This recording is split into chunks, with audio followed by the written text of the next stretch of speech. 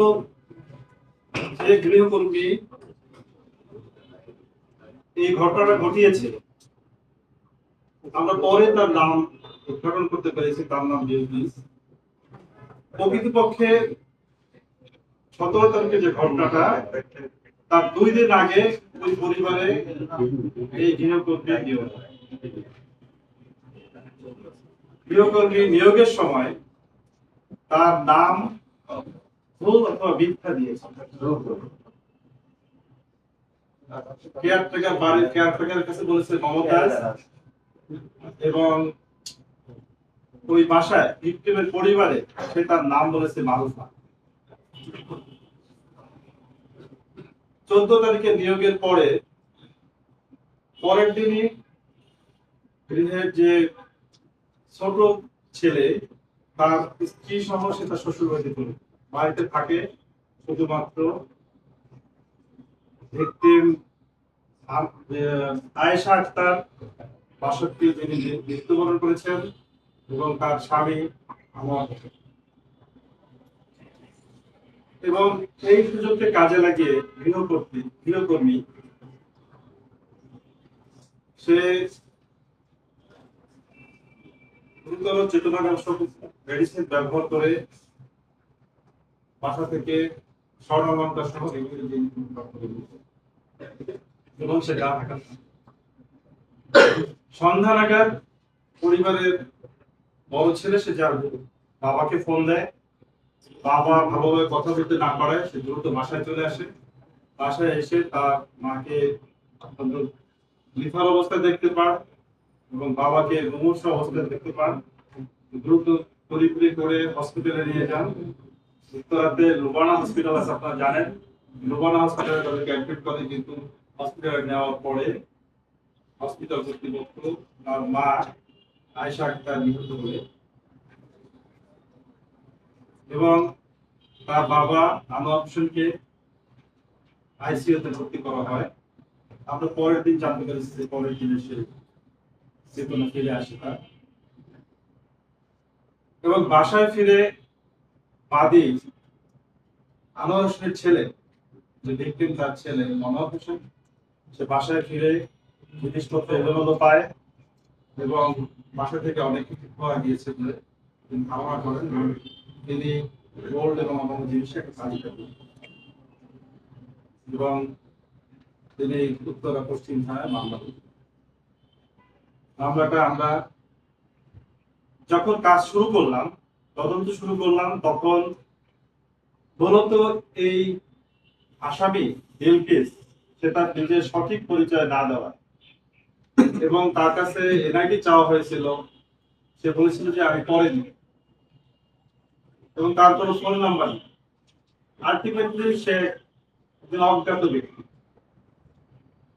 একদমই পুরোপুরি ক্লোলেস একটা পরিস্থিতি। আমরা ওদিকে রাতে খবরটা জানতে পারি এবং কাজ শুরু করি। এবং যেহেতু ক্লোলেস, আমাদেরকে অন্য বিষয়গুলো বিবেচনা করতে হবে, গোয়েন্দা তথ্য ইত্যাদি। আমরা ঢাকা শহরে এই ধরনের বিষয়গুলি, চেতনানাশক ব্যবহার এবং গৃহকর্মী কর্তৃক বিভিন্ন চুরি বা এই ধরনের ঘটনাগুলি আমরা পর্যালোচনা শুরু করি এবং বিভিন্ন থানার এই ধরনের মামলাগুলো পর্যালোচনা করে কিছু গৃহকর্মী, নারী গৃহকর্মী করে তাদের ছবি এবং ডিটেলস আমরা এবং বিল্ডিং এর যে সিসি ক্যামেরা, সেই সিসি ক্যামেরাটাও সেখানে কোনো ডিস্ক ছিল না। পাশের বিল্ডিং থেকে সিসি ক্যামেরায় মাধ্যমে জানা যায় যে, দেখতে পাওয়া যায় যে মেয়েটা ঢুকেছে ওখানে 8টা 56 মিনিটে সকাল এবং বের হয়েছে 2টা 30-এ। হাতে বেরোনোর সময় হাতে একটা ঘড়ি ছিল, কিন্তু তার স্পষ্ট কোনো ভালো ছবিও ছিল পরিবারের কাছে। আমরা যখন বিভিন্ন মামলা পর্যালোচনা করে এই সেম ধরনের যে মামলাগুলা ঢাকা সিটিতে, আমরা এই মামলাগুলা পর্যালোচনা করতে গিয়ে অনেকগুলো ছবি আসে। তার ভিতরে সেই ছবিগুলা আমরা বাদী পক্ষকে দেখানোর পরে এক পর্যায়ে কিন্তু ভিকটিমের যে পুত্রবধূ সে চিৎকার করে বলে ওঠে যে এই মেয়েটাই তো আমাদের বাসায় আছে, এই মেয়েটাই তো আমাদের বাসায় এসেছে। আবার তখন সেটাকে দিকে মনোযোগ। একটা পর্যায়ে আমরা এই মেয়ে রিলেটেড যত মামলা আছে সেগুলো পর্যালোচনা করি এবং গোয়েন্দা তথ্য পর্যালোচনা করে আমরা জানতে পারি যে তার অস্থায়ী ঠিকানা হচ্ছে গাজীপুর, কিন্তু তার বাবার বাড়ি হচ্ছে ধোবাউড়া ময়মনসিংহ, আর স্বামীর বাড়ি হচ্ছে মেলান্দহ জামা। তা আমরা প্রথম গাজীপুরে চেক ব্যাক করি, কিন্তু তার এই অপরাধের প্যাটার্ন হচ্ছে এইভাবে যে সে অপরাধ ঘটিয়ে বাসা চেঞ্জ করে এবং বাসা চেঞ্জ করে ফেলায় তার নতুন বাসা কেউ যায়। এরকম একটা পরিস্থিতি আমরা বাধ্য হয়ে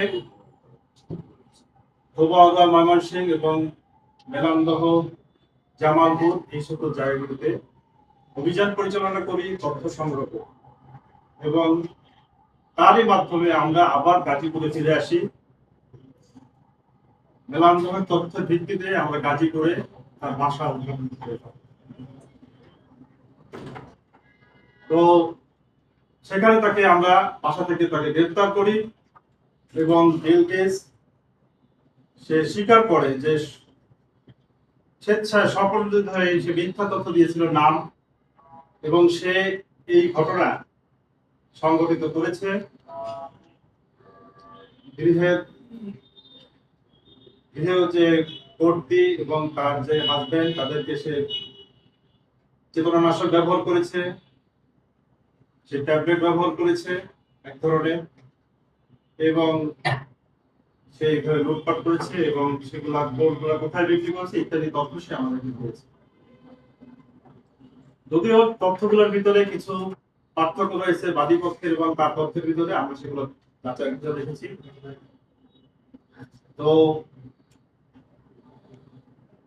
একটা পর্যায়ে আমরা জানতে পারি সে গোল্ড গুলা কোথায় বিক্রি করে।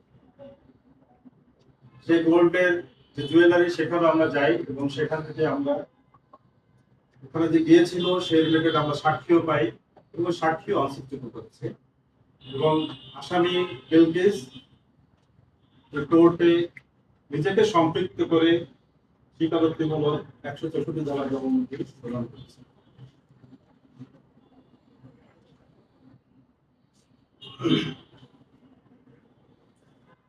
আমরা এরপরে গোল্ডের বিষয়ে এবং অন্যান্য বিষয়ে খোঁজ খবর নিয়েছি এবং যে দোকানে সে বিক্রি করেছিল তারা অস্বীকার করবে সেখানকার একজন আসামি আমাদের গ্রেফতার হয়েছে এবং তাকে কোর্টে উপস্থাপন করা হয়েছে।